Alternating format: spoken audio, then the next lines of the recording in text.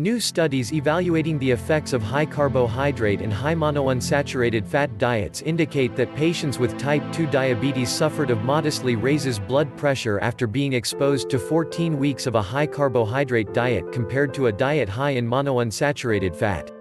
One diet consisted in a high carbohydrate diet consisting of 55% of calories as carbohydrate, 30% as fat, and 10% as monounsaturated fat.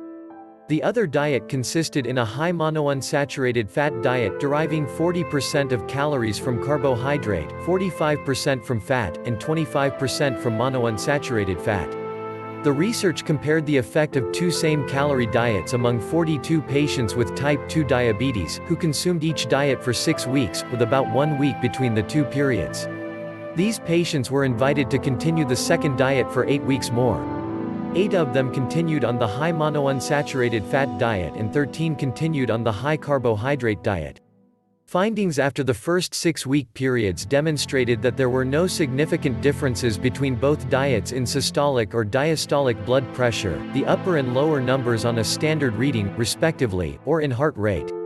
After the 8-week extension, diastolic blood pressure was 7 points higher than at the end of both 6-week phases, because of the high carbohydrate diet associated, and systolic blood pressure was 6 points higher, and heart rate was higher by 7 to 8 beats per minute.